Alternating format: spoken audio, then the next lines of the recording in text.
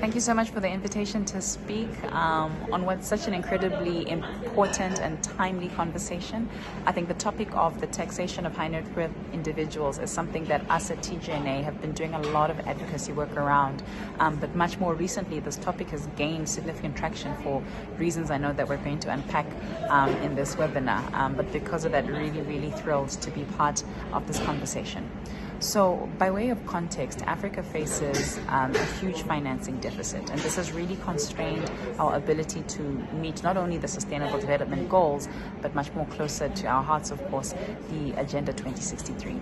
Over and above this, the continent finds itself also needing to confront significant debt levels, with some countries having to engage with debt obligations that are estimated at over 90% of their GDP. Now, one of the ways in which we can address this is by putting in place policies, tax policies to tax wealth and where that wealth resides. And one of the ways of doing that, of course, is through the taxation of high net worth individuals. The reason this particular proposal is incredibly important is because another issue that we are having to confront on the African continent is one of inequality. Africa remains one of the most unequal continents in the world, with high levels of not only income inequality, but wealth inequality as well. Therefore, one of the ways to tackle not only our financing deficit, but also this issue of inequality is by putting in place mechanisms to tax high net worth individuals, those who control a disproportionate share of wealth on the continent. So on the topic of inequality, what does wealth redistribution look like on the continent? Actually, before redistribution, what does wealth distribution look like on the continent? Numbers show us that 10% of the richest Africans concentrate in 71% of the total wealth in Africa. Therefore, more than double the wealth of individuals that are comprised within 90% is held by those in the top 10%. This is extreme wealth disparity. And what it shows us is that on average, someone in the top 10% is approximately 22 times wealthier than someone who is in the bottom 90%. And that the wealthiest individual is approximately 271 times wealthier than someone in the bottom 50%.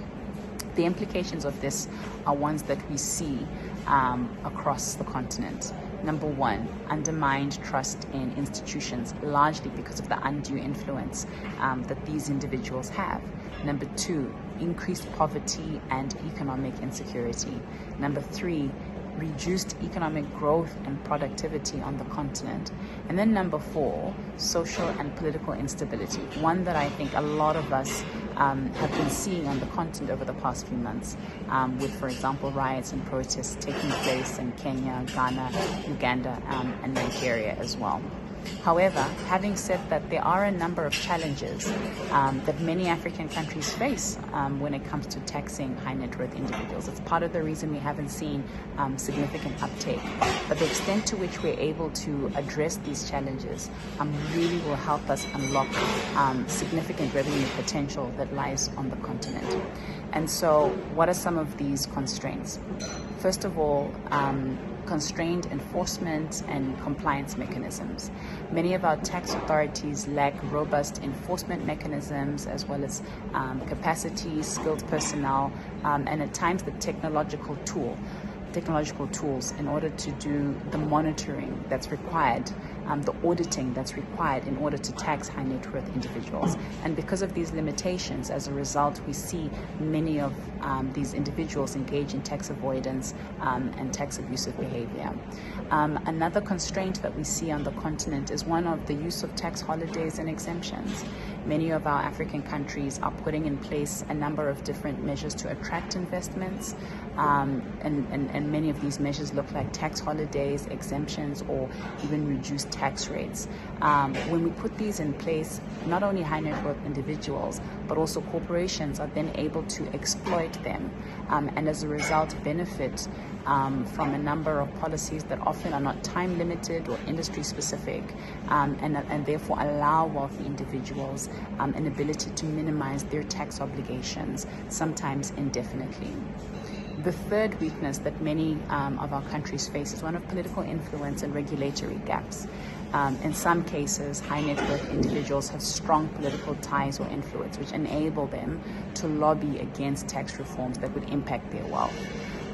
These regulatory gaps often then result in loopholes or lenient tax rates that they're able to benefit from.